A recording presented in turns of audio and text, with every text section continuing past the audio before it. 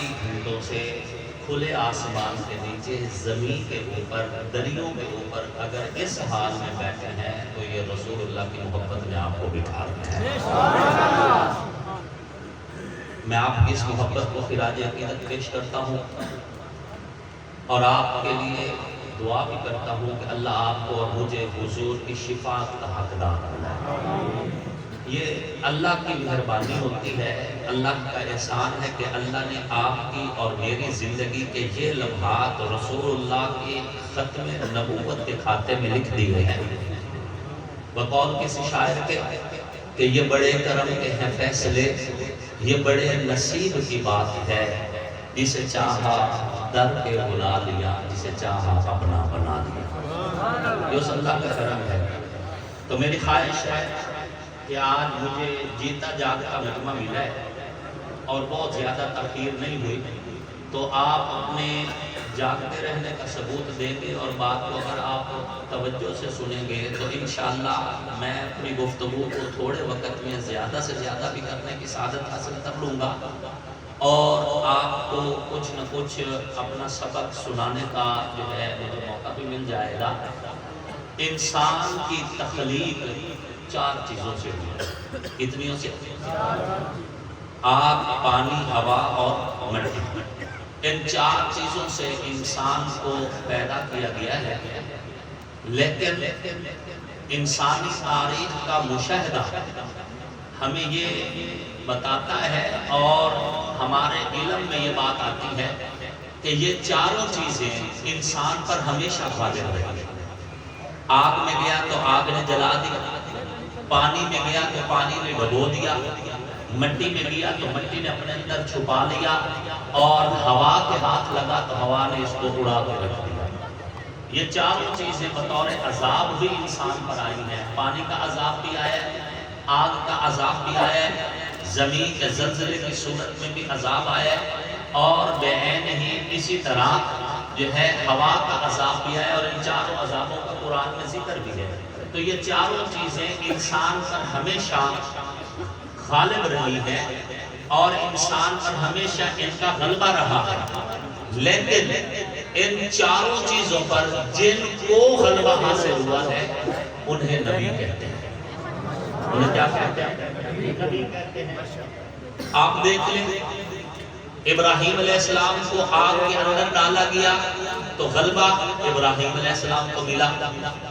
حضرت موسیٰ کلیم کو پیچھا کیا گیا، حضرت موسیٰ کلیم نے دریا میں عصا مارا، غلبہ کلیم کو ملا اور دریا نے راستہ دے دیا۔ زلزلہ آ رہا ہے، پہاڑ کانپ رہا ہے، حضور موجود ہے، فرمایا پہاڑ تھم جا، تیرے اوپر ایک نبی، ایک صدیق اور 2 شہید کھڑے ہیں، تو زمین اپنی جگہ پہ تھم گئی، غلبہ نبی کو ملا۔ بے عین ہی حضرت سلیمان علیہ السلام کے پاس 2 تخت تھے، ایک تخت بڑا تھا، ایک تخت چھوٹا تھا۔ جو چھوٹا تخت تھا اس پر ایک ہی وقت میں 2,70,000 کرسی لگتی تھی۔ 35,000 کرسیاں خاص انسانوں کے لیے، 35,000 کرسیاں خاص جنات کے لیے، 1,00,000 کرسی عام انسانوں کے لیے، 1,00,000 کرسی عام جنات کے لیے، 2,70,000 کرسی اپنے سینے پہ اٹھا کے یہ تخت ہوا کے دوش پہ سفر کرتا تھا۔ رب لم یزل نے اس کی رفتار کو بھی قرآن کا حصہ بنایا ہے۔ غدوہا شہر و رواحہا شہر، اللہ کے اس پیغمبر کو اللہ نے ہوا پر حکومت دے دی۔ تو جن کو ان 4 عناصر پر حکومت ملی انہیں نبی کہتے ہیں۔ ہر نبی آپ کے اور میرے اعتبار سے شان میں بھی زیادہ ہے، تخلیق میں بھی زیادہ ہے، عزت میں بھی زیادہ ہے، عظمت میں بھی زیادہ ہے، رفت میں بھی زیادہ ہے، شان میں بھی زیادہ ہے، مقام میں بھی زیادہ ہے، ذات سے اعتبار سے بھی زیادہ ہے، بات کے اعتبار سے بھی زیادہ ہے، اور معجزات کے اعتبار سے بھی ایک اپنا مقام رکھتا ہے۔ ہم مسلمان ہیں، کہو الحمدللہ۔ ہم عیسائیوں کی طرح نہیں ہے کہ حضرت عیسیٰ کا ذکر کریں گے اور باقی نبیوں کو چھوڑ دیں گے۔ ہم یہودیوں کی طرح بھی نہیں ہے کہ حضرت موسیٰ، حضرت عزیر سمیت چند نبیوں کی بات کریں اور باقیوں کو چھوڑ دیں۔ وَسَمَّاكُمُ الْمُسْلِمِينَ، اللہ نے آپ کو اور ہمارا نام مسلمان رکھا ہے۔ ایک ایک نبی کی عزت و عظمت اور بلندی کا اقرار بھی کرتے ہیں، تسلیم بھی کرتے ہیں اور اس کو بیان بھی کرتے ہیں۔ یہ اسلام اور مسلمانوں کا خاص ہے۔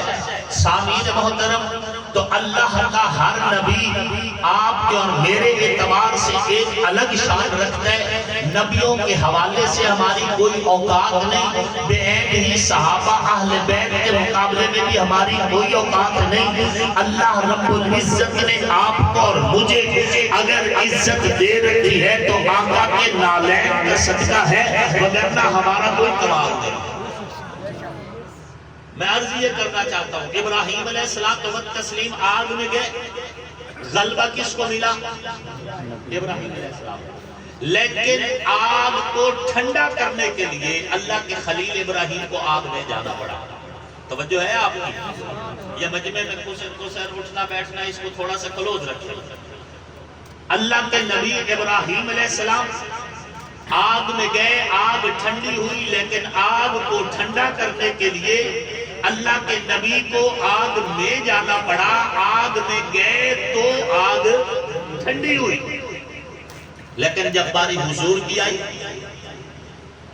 رسول اللہ صلی اللہ علیہ وآلہ وسلم کی جب باری آئی تو رب لم یزل نے رسول اللہ صلی اللہ علیہ وآلہ وسلم کے وقت جب آقا کی ولادت ہوئی، حضور کی تشریف آوری ہوئی، حضور پیدا مکہ میں ہوئے اور آگ ایران میں ٹھنڈی ہو گئی۔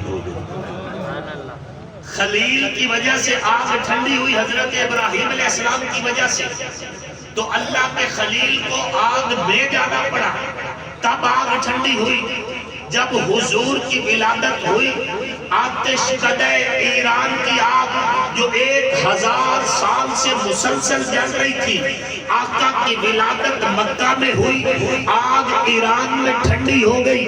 یہ فقیر کہنا چاہتا ہے جو آگ میں جا کر آگ کو ٹھنڈا کرے اسے نبی کہتے ہیں، جو مکہ میں پیدا ہو اور سینکڑوں میل دور ایران میں جا کے آگ کو ٹھنڈا کر دے اسے خاتم النبی جیت گیا۔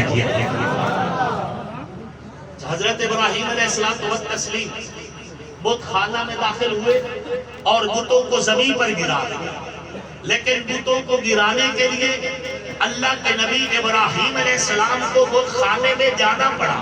بتوں کے پاس گئے، پھر بتوں کو گرایا، لیکن جب باری حضور کی آئی، ربیع الاول کا مہینہ، سوموار کا دن، بنو ہاشم کا قبیلہ، عبد المطلب کا خاندان، جناب عبداللہ کا گھر، سیدہ آمنہ کی گود، صبح صادق کا وقت ہے، میرے پاک پیغمبر کی ولادت ہوتی ہے، آقا کی صورت میں نبیوں کے امام، رسولوں کے سالار، پیغمبروں کے سلطان، سید الاولین اس کائنات میں تشریف لے کے آتے ہیں۔ آقا کی ولادت اپنے گھر کے اپنے کمرے کے ایک کونے میں ہوتی ہے، حضور پیدا اپنے گھر میں ہوتے ہیں، وہ کعبہ میں زمین پر گرتے ہیں۔ جو بت خانے میں جا کر بتوں کو گرا ہے اسے نبی کہتے ہیں، اور جو پیدا اپنے گھر میں ہو اور بت کعبے میں گرا دے اسے خاتم النبی جین کہتے ہیں۔ اب اس سے آگے آئیے، حضرت ابراہیم علیہ السلام بت خانہ میں داخل ہوئے، بتوں کو توڑا کلہاڑے کے ساتھ، بتوں کو توڑ دیا، لیکن جب بت توڑے تو بت آنکھوں کے سامنے تھے اور توڑے بھی کلہاڑے کے ساتھ، آنکھوں کے سامنے، بت خانے میں جا کے کلہاڑے کے ساتھ سامنے پڑے بتوں کو توڑ دیا ہے۔ لیکن جب باری حضور کی آئی ہے، میرے پاک پیغمبر زمین پر ہے اور چاند آسمان کے سینے میں ہے، ہاتھ میں کلہاڑا یا ہتھوڑا نہیں ہے، آقا زمین پہ ہے، انگلی کا اشارہ فرماتے ہیں، چاند ٹوٹ کے دو ٹکڑوں میں تقسیم ہو جاتے ہیں۔ اس باری بھی میں یہ کہنا چاہوں گا کہ جو بت خانے میں جا کر بتوں کو توڑے، کلہاڑے پکڑے کے ساتھ توڑے اسے نبی کہتے ہیں، اور جو چاند کو زمین پہ کھڑے ہو کر آسمان کے سینے میں توڑ کر دکھا دے اسے خاتم النبی جی۔ اب اس سے آگے آئی حضرت موسیٰ کلیم علیہ السلام و تسلیم، ہاتھ میں عصا ہے، سامنے پتھر پڑے، پتھر پہ عصا مارا، پتھر میں سے 12 چشمے نکلے۔ کتنے 12 چشمے نکلے۔ قرآن میں ذکر فن فجرت من حسنتا عشرۃ عینا، 12 چشمے نکلے۔